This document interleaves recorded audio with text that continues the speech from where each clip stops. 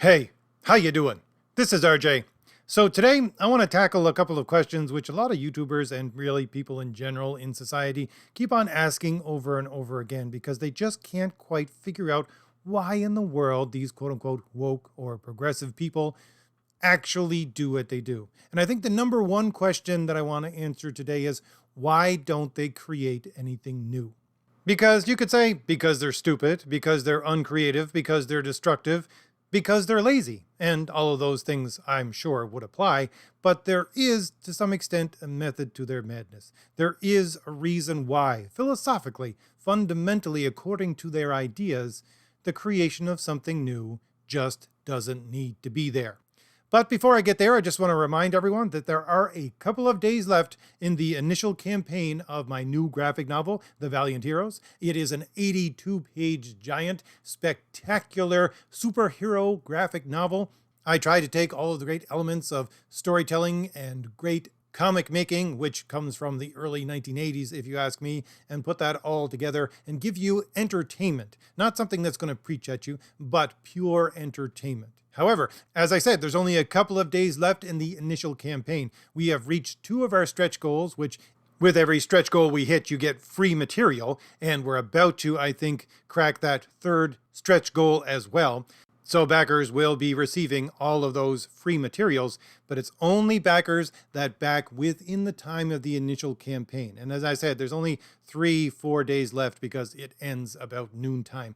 You can think of these as special gifts from me, free material for those backers who backed during this campaign, because I have to base the calculations of what I can spend on the next campaign on what I make on the initial campaign. Now, my graphic novels still will be available for sale after that time. Those people who order after that time simply won't receive those free things that come with purchasing anything from the Indiegogo page. And you're looking at some of the spectacular art from my graphic novel in the background of the 3 main stories of the Valiant Heroes, the redemption of Kit Fox, and the rampaging Thor. And by the way, each of those are available as a floppy as well as being put together in the one big graphic novel. So if any of that sounds or looks appealing to you at all, you might want to click on that link in the description. As I said, you only have a few days left if you want to get in on that free material. But back to my topic. The topic primarily about why these quote-unquote progressive people, when they take over entertainment, why don't they produce anything new? Why must they simply corrupt what is actually there or simply just rehash what is there, one or the other? Well, the answer is really simple, but when you delve into it, is a bit complex. The answer is postmodernism. These are postmodern thinkers, quite simply, and postmodernism just doesn't allow for the creation of anything new, or at the very least, it downplays it to an extreme degree. So I'm going to be delving into a lot of ideas here, so I'm going to have to paint with a very broad brush. Hopefully, at some point in the future, I will do videos on each of these separate things, but that's what I'm going to have to do. So I'm also going to have to define things in the way that I see them, or the way that a modern would see them. Really, I'm more of a medieval or ancient thinker, but I'm going to define them in those ways, not in the way that a postmodern themselves would define them, because they have basically their own made-up language with their own made-up definitions of all these things. Anyways, first off, what is postmodernism? Well, I'll give you, again, my 2-cent take on it. Basically, it's a bunch of French intellectuals getting together and saying, you know, we really like socialism and communism, but it's just too German for us. Because, you know, it's based on the ideas of Marx and Hegel. It has, in some places, a little bit of Nietzsche thrown in. It will trace itself back to Hegel and Kant. That's just too many Germans. We're going to have to take the principles of this thing that we like and turn it into something French, based upon French thinkers. And in doing that, they came up with the ideas of postmodernism. Now, this may all sound a little bit ridiculous to you, but trust me, I've studied European history, philosophy, politics. Half the time, people and institutions and countries in Europe do something just to thumb their nose at their ancient enemy. And the thing about postmodernism is the fact that, like the ideology that they're trying to copy, it doesn't believe in any objective truth whatsoever. It doesn't believe in objective reality, in beauty, truth, any of those things. Anything that you could hang your hat on. All of that is out the window. And everything becomes nothing more than a social construct. And this is put on steroids, as it were, when looking at something like art. Because in an ancient society where you had an artist and they simply could only interact with the people around them, let's say you have a guy, he's playing a lute in a pub or something like that, and he makes up a song on the fly and he plays it for his audience in that very specific place and no one ever hears it again, no one ever sings it again. This is a social construct of art, but it has a very limited reach because it only deals with the artist themselves and the people around him. But when you add into that mix the ability to copy things and reproduce them, especially on a mass scale, this social construct becomes a thing unto itself, a giant thing. Now, I'll get into all of that in just a minute, but I want to say at the first, the ideas within postmodernism that they apply to art actually make some kind of sense. They make sense unto themselves. If you only consider them, it is an interplay of what they are coming up with. It does make some kind of sense. But when you look at it within a larger context of reality and the rules of reality, which they themselves don't believe exist, when you look at it in those terms, it falls apart completely, or at the very least gets minimalized to a point where it doesn't have a whole lot of impact. So, for example, it's like a circuit board. You see, you can construct a circuit board which actually works. You know, you put some electricity into one side and it actually flows through the circuits to get to the other side, but it's a closed system. Nothing from outside really can interact with this thing, nor is it meant to. And all postmodern views are a closed system, like a closed circuit board. You can't apply outside ideas to it because they don't believe those outside ideas exist. So they just come up, again, with definitions and way of looking at things and redefining things according to their own logic, according to their own set of rules, which then makes some sense according to the circuit board which they actually construct. And the thing being that, to extend the analogy, a circuit board can have some actual usefulness. You can make something very complex with a circuit board. You can make a very complex computer that can do very complex calculations. But at the same time, you can make a circuit board that is completely useless. Now, the thing is that when they create art under the ideas of postmodernism, again, you can make something very complex and something that works very well. But at the same time, it isn't connected to anything outside of it, and therefore it lacks a soul. It doesn't have any deeper meaning whatsoever. It's just an interplay of made-up ideas. And at the same time, the deeper and deeper you get into postmodernism and accept all of that, the more and more you will create a circuit board that really doesn't have any purpose. It's just a mishmash of wires that go from one side to another, are not connected to each other. They just look like it should work. Looking at it in terms of ideas, I guess the closest idea that I can think of off the top of my head would be scientism. People who believe that the only things that are true are those that can be proven by science. But the point is that you can take that statement and you cannot prove it according to science. It doesn't work that way. You have to prove the principles of one science, that is to say natural science, by a larger science. That is the way that logic and rationality actually work. But these people don't admit to any larger understanding, any larger science beside natural science. And so they can delve within science within their own closed system, and it can make some kind of impact and can have some kind of utility. But at the same time, it doesn't have any connection to bigger ideas. You can't ask the question, why do we look at these things to begin with? You can't understand them according to, let's say, human experience and existence. And at the same time, again, if you delve more and more into this idea, you get something like, let's say, the modern medical system, where they start to promote things which are supposed to be for the health of the body and mind of people, but aren't. Let's say fat acceptance or any of these other mental disorders, which they are now putting out as part of their practices to say, yeah, it's a part of medicine. You can do this, you can go right ahead, even though it isn't connected to health of mind and body. Why are they doing that? They're doing that because it's a social construct in a postmodern way. That is to say, as long as they have all of the earmarks of it looking like medicine, looking like science, then they can go and sell it to people because it's just a social construct. Really, it's just a placebo to begin with because it's not connected to anything real. Therefore, it's just as good as that old system where we use those old ideas. But anyway, back to art. Now, the closest thinker that I can come across that has produced, we'll say, pop culture art that actually expresses this in a very, very clear way is the comic writer Marika Tamaki. I've done several videos on this. She did an interview where she said that people, and certainly characters, are basically nothing. Now, what does she mean by this? Well, she says, what you do as a person is you have a memory. And from that memory, you observe the people around you socially, and you see what they do. You take in the things that they do, and you put them into a repository in your mind, as if the storage rooms of a big museum. Then every once in a while, you go back into that storage room and you take some of those memories out and you display them. And therefore you mimic those things which you have seen others do. That is the displaying of those things that you have seen previously. And that's all a person is made up of. The mimicking of these ideas that they bring out on display every once in a while. And you, the only thing that can be actually nailed down as you, is a unique display of these different kinds of ideas. That's it.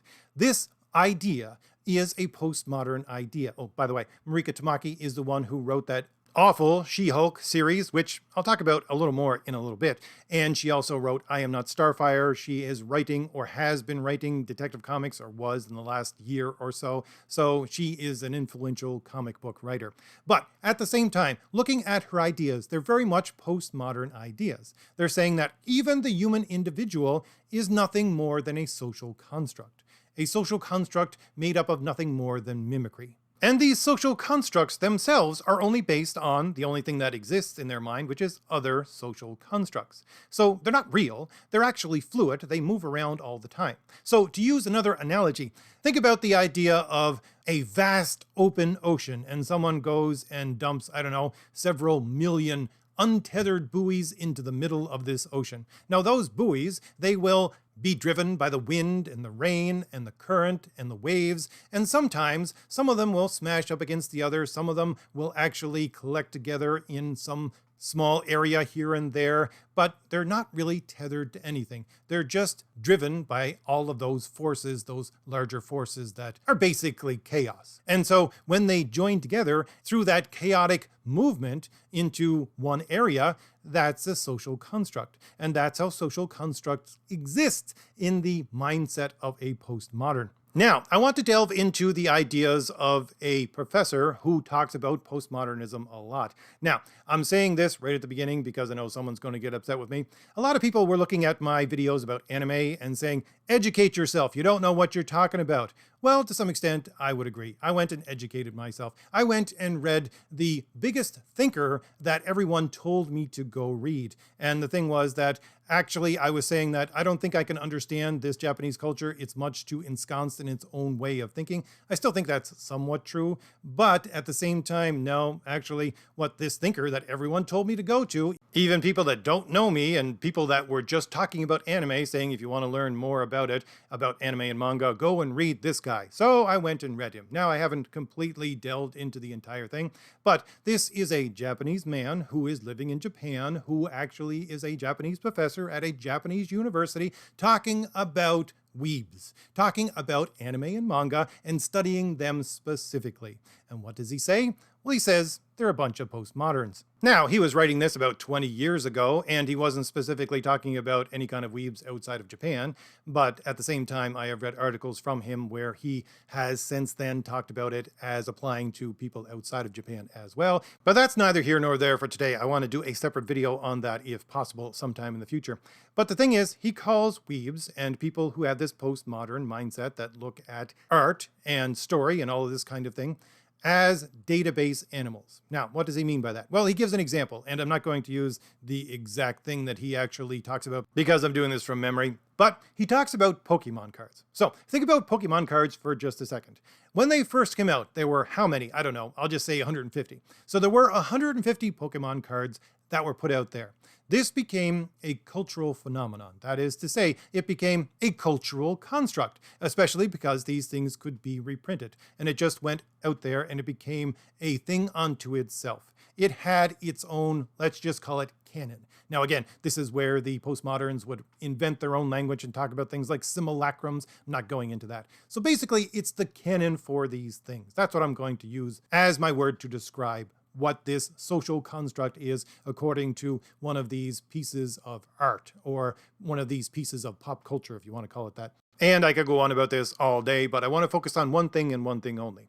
He talks about the fact that, let's say you have someone who takes card number 150, and they have nothing to do with the creation of these cards to begin with, but they take that card and they start to reprint it, and they start selling it as if they are the person who can sell it. Now, those people are not creating anything new. They're not actually adding anything to this big social construct, nor are they adding anything to the canon, as it were. However, they are actually playing upon that canon. They are actually making some money off of that social construct, even though they didn't do anything creative.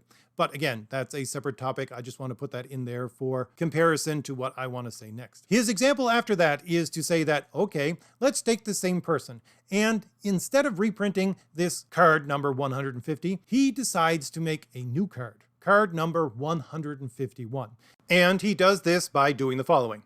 He looks at all of the 150 cards and he lists down on a piece of paper or in his mind all of the things that make them up. That is to say, all of the tropes that make up how you construct one of these cards, what colors they use, what font they use, what kind of language they use when they describe these creatures, what do these creatures look like. And so this person would make what he says is a database of what I would call tropes. And in taking that database of tropes, he then constructs a new card, card number 151, by taking all of those tropes and putting them together in a new way so that this card actually looks like it belongs in the deck of the 150 Pokemon cards. And he puts it out into the world, and people begin to believe that it's actually part of the deck that they didn't know about. And so it does add to the canon of this social construct. It becomes part of the canon of this social construct. And by the way, if you want a current example of this exact thing,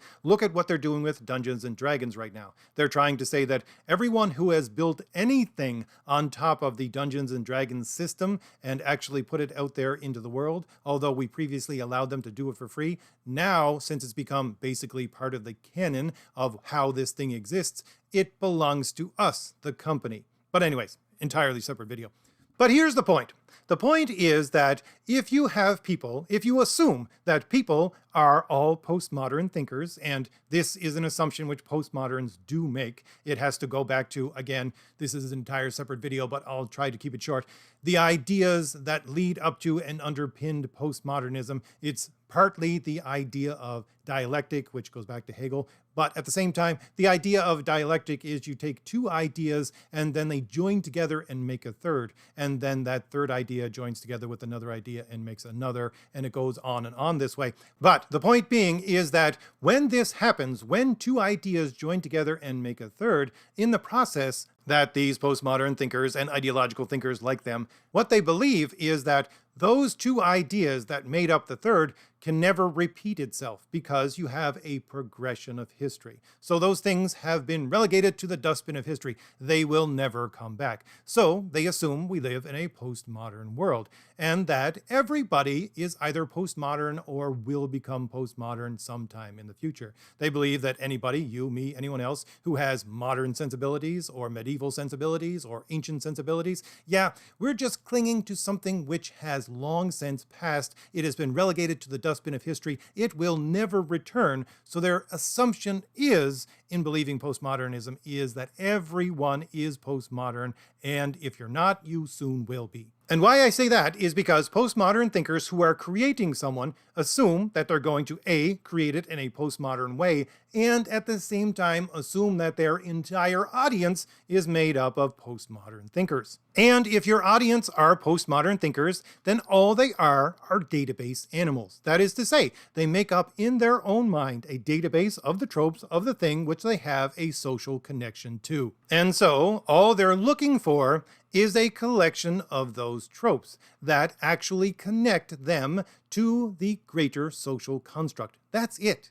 There doesn't need to be a story. Now, there can be a story, but there doesn't need to be one. I'll pull on that thread in a minute, but The point is that, first of all, when you look at something like Marvel, they have their own canon. It is a social construct that has existed for quite some time now. And you have these new, quote-unquote, progressive, modern thinkers actually in control of everything that the company does. And they think in a postmodern way. Well, for them, they don't need to create anything new. All they need to do is analyze the old tropes of this social construct and then throw them down on a page in a semi-original way, or just a new way, because a new person who thinks in a new way, that's where diversity is your strength comes from. They're using their own social construct of being to organize the tropes, which are part of this larger social construct, that is to say the canon of this thing, this universe, and they're slapping that down on a page and considering that a new form of entertainment, because all that the audience is looking for is to identify that those tropes are there so that they can identify with the larger social construct as a small social construct, that is to say, as an individual. Secondly, they would say there's no such thing as a new story to begin with, and to some extent I would agree with that, because I'm always talking about the logical way to tell a story, and that is a representation of reality, and reality exists. Therefore, you're not telling anything new, you're just representing what is. But their what is an ephemeral social construct, and again, get into that in a second. But the third thing being is that even if you could create something new, or something that has new parts to it and actually looks new, you don't want to do that. You need to not do that when you're creating postmodern art for a postmodern audience, which is what these companies want to do and are doing right now. And why don't you want to do that? Well, because the whole point is that you want to take the individual, which is a small social construct, and give them a connection to this large social construct, the canon of this universe, let's say the Marvel universe, which has been created. And the thing that you do in order to connect those two social constructs is present all of those tropes which make up the large social construct. Because the small one, which is the individual, is just a human database of these tropes. And they're saying to themselves, I'm looking for these tropes in order to connect to something larger. That's it. And if you, as a writer or creator, actually create something new, then those tropes are not going to be there. Therefore, that connection is not going to be there. Therefore, that audience is not going to buy it. Therefore, never create anything new. Just rehash what has already been there, or redo it in a certain way. Again, diversity is your strength, by having a new kind of person come in, a diverse kind of person, and interpret it according to their own human experiences, which is just a supposedly unique social construct of that individual. Now, I want to take all of that and answer some more questions from prominent YouTubers that they keep asking to themselves. There was just a video put out by Critical Drinker. And by the way, hopefully Critical Drinker listens to this video, because it actually answers a question which he comes up with again and again. Maybe some of you should go and give him a poke so that he does listen to it. But he did a video about a new show coming out called, I think, The Glass Onion, and it's supposedly a murder mystery. And he says, murder mysteries are something that the British people are known for. And so we have this rich history of this, and this show, which is basically a bunch of postmoderns writing a murder mystery, it falls apart completely and utterly, according to him. Why? Because all it is taking a whole bunch of the murder mystery tropes, slapping them down, and not connecting them together in any way, which needs to be there in a murder mystery, because in his mind, and really he would say the larger mind of the people who like murder mysteries, the point is to take these things and connect them together in a logical way so your audience can follow them along and maybe even perhaps figure out the mystery before it is revealed within the story. But they have to be connected in a very certain way in order for that to happen. It doesn't matter if they take all of these tropes and slap them down. It has to have a connection. But here's the thing. The drinker is thinking in a old modern way. That is to say, he is assuming that objective reality exists and that you can calculate and pattern things according to objective reality. He is assuming that the audience is also looking for this. And so that's why there needs to be a logical connection. Logic is based upon reality, objective reality. That needs to be included in there. But again, he's looking at this circuit board and he's saying it needs to be connected to these larger ideas, to the larger thing of reality. But it's not. And therefore, his conclusion is these people who write the story are simply stupid. Now, here's the thing. He's not seeing the fact that these people, well, I won't dare to call them not stupid because they believe postmodernism, but at the same time, he doesn't understand that these are postmodern writers and they are writing in their mind for a postmodern audience because they believe that that's all that exists, or at the very least, that's all that's going to exist in the future because more and more people are becoming postmoderns because all of the rest of the ideas of how to think have been swept into the dustbin of history. So if that is the case, you have postmodern writers writing for a postmodern audience and all they're doing is looking for those tropes themselves and don't care about the actual connection of those tropes together, because if you actually connect them together, once again, you're pointing to old modern ideas, ideas that there is an objective reality that needs to have these things connected together. But again, if they're a postmodern audience, which their writers assume that they are, those things actually should not be there. They don't need to be there, first of all, and once you take them out, you're taking them out because your audience doesn't want them to be there. It points back to something that no longer exists, the modern ideas of objective reality. And so all they're looking for is exactly what he states in his video, the collection of the tropes that come from a murder mystery. That's it. Once they can identify that they are there, then they can identify with the piece as it exists in a postmodern way, and being postmodern people, they will think of it as good entertainment. The other YouTuber with similar questions, really over the last week, was Call Me Chatto. I think it's Chatto. Anyways, he was talking about his interactions with Dan Slott. Dan Slott was talking about the show of She-Hulk, saying it was the most comic accurate of all the shows for Marvel. And he, Call Me Chatto, and a number of other YouTubers, like Az from Heels vs. Babyface, said this is not the way that the actual canon for this character exists. Not at all. And Az just picked up his collection of the first series of She-Hulk, saying this is not the origin of She-Hulk. And Call Me Chatto, he did the same thing, but with different points. But the point is, with Call Me Chatto, is he actually got Dan Slott to respond to him. And Call Me Chatto was actually making specific points, logical points, points of canon, and saying, this doesn't exist right here, here, and here. And he presented that to Dan Slott. And Dan Slott kept giving him answers of non sequitur after non sequitur after non sequitur, i.e., it's like talking to a brick wall. And again, most people, most YouTubers and people who look at these things are saying these people are being willfully ignorant or are trying to deceive us in some way, when really that's not the case. What they're doing is they're thinking in a postmodern way. Whether he believes it or not, whether he knows it or not, Dan Slott thinks in a postmodern way. That is to say, Dan Slott is talking about canon, and Call Me Chatto is talking about canon. But the thing is, those two people and those two sides are actually talking about something completely different, because postmoderns define canon and how it works completely differently than the people who are part of the fandom have defined canon for, I don't know, how many years has the idea existed? I don't know, hundreds of years possibly. But again, Call Me Chatto is making relevant points. He's pointing back to specific events and specific things that happened and saying, look, this happened here, here, and here. These events happened this way. The personality of this character is like this. You're not representing that in this show. Quite the opposite.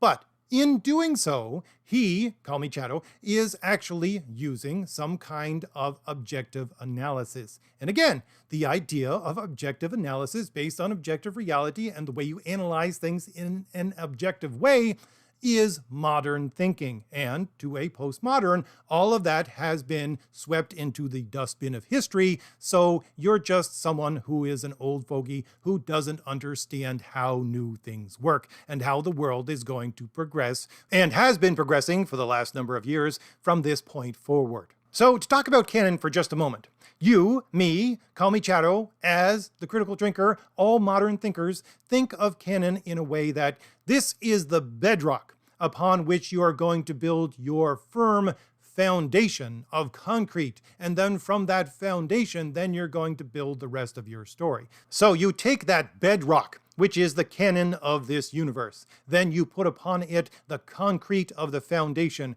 which is the canon for this specific character, and then you build the rest of your story upon that. That's how canon is supposed to work and how these stories are supposed to proceed.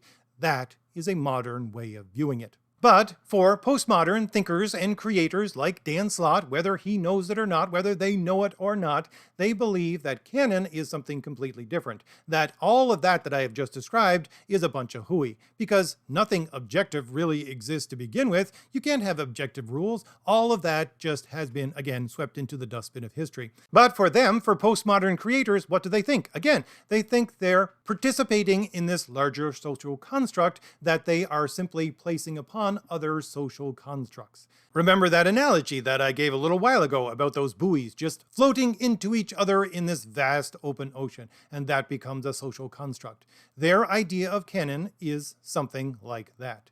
And what these people really come down to and actually define as canon for these worlds, for these characters, is, guess what? Emotion.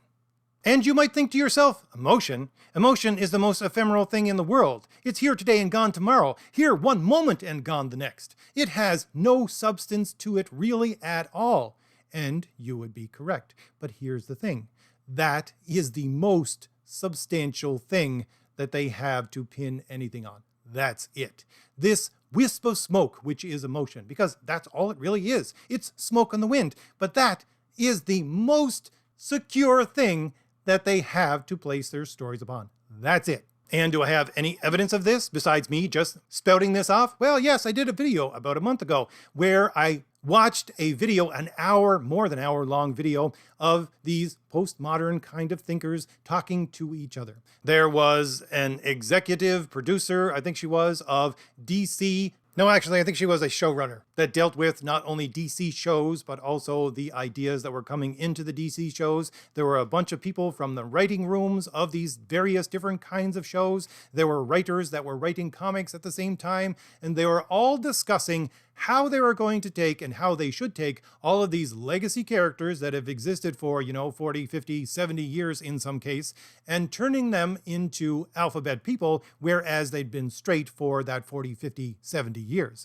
And how in doing so, they can satisfy their audience and at the same time stick to the canon of that character by concentrating on what the woman who was the executive producer for DC shows says are the core essentials of these characters. She said, at DC, we have these things called core essentials. And by the way, I would say that Marvel works in the exact same way because I've done a number of videos where they both think in the same way. They both play off each other and do the exact same thing. But anyway, the point was that this woman was talking about these core essentials of these characters and how as long as you included those and stuck true to that canon of those core essentials, then it doesn't matter if you take a historically straight character of 70 years and turn them into an alphabet person, because that canon still exists. That core essential still exists. And to her, she says that core essential is emotion. She came right out and said it. It was emotion. And then you take that emotion and you analyze their personal experience and their personal journey through this emotion. But at its heart, it's emotion. To them, canon is built upon emotion.